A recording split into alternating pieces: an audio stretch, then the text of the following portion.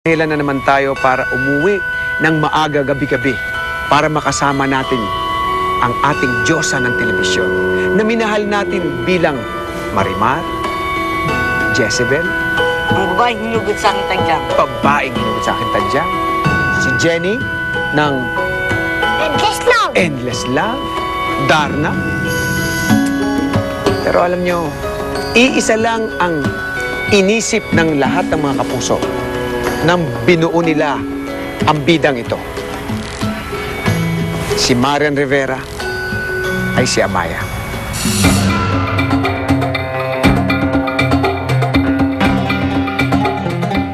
We all thought na this is the right project for Marian at walang ibang makakagawa nito kundi si Marian. Usually sa soap, yung sa Telebabad, ang mga nagagawa niyang projects, yung adaptation, ito original.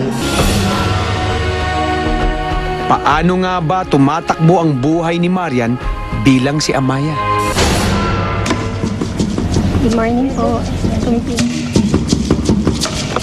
Pagkadating sa location, si Marian mismo ang nag-aayos sa kanyang sarili. Sa lahat ng soap opera ko, ako lang. Siguro kinakailangan lang din siguro na matuto ako sa sarili ko kung paano yung tama. At simple lang naman kasi halos lahat naman ng ginagampanan ko mabait, api-apihan. So, this time prinsesa kaya nagmi-makeup ako. Pero before siguro blush on lang. Okay na, mata. Tila na paghandaan na nga niya kung ano ang magiging itsura ni Amaya. Parang naka-makeup pero parang no makeup look. Pero naka-makeup. Para simple lang. Kasi si Amaya kasi is napaka-simpleng prinsesa eh. Diyan sa may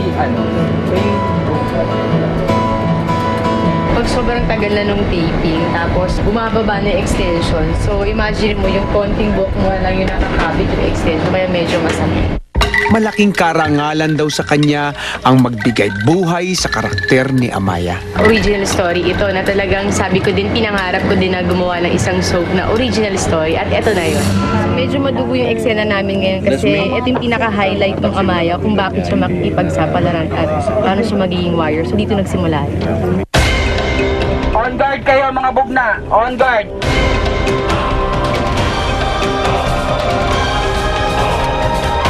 Action!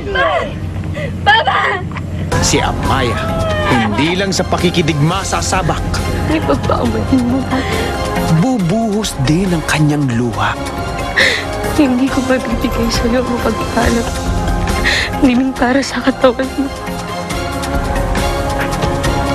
Pero pinapangako. Magkikita tayong muli. Actually, sabi ko, ang hirap talaga umiyak lalo ko ang saya-saya mo, di ba? Hindi mo alam kung saan mo hugutin, pero siguro focus lang talaga.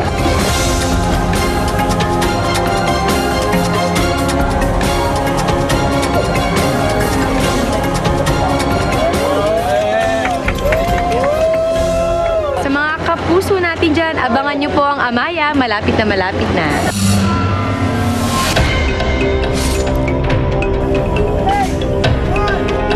Walang titingin! Beautiful! The long wait is over.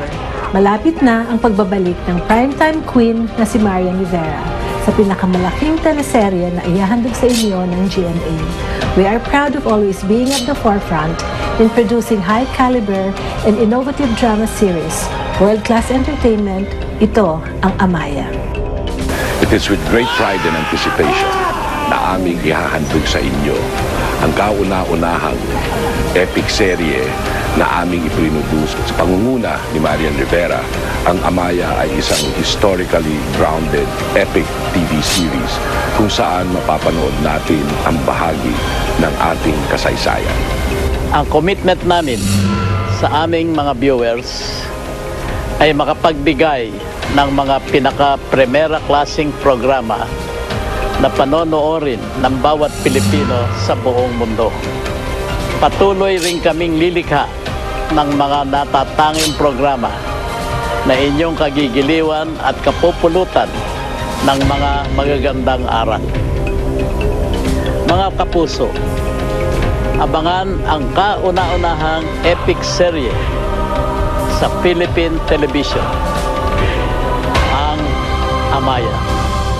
Dalawang tulog na lang, makakasama na natin ang babaeng mandirigma ang prinsesang bibihag sa puso ng mga Pilipino. Kaya magsama-sama tayo gabi-gabi. Bata man o may pusong bata, sa kauna-unahan na epic serye in Philippine television. Kaya mga kapuso, si Cesar Montano po ito, ang unang masugid na tagahanga ni Amaya. Tayong dalawa sa hirap at ginhawa, yan ang pangako ng puso ko sa puso mo. Tayong dalawa,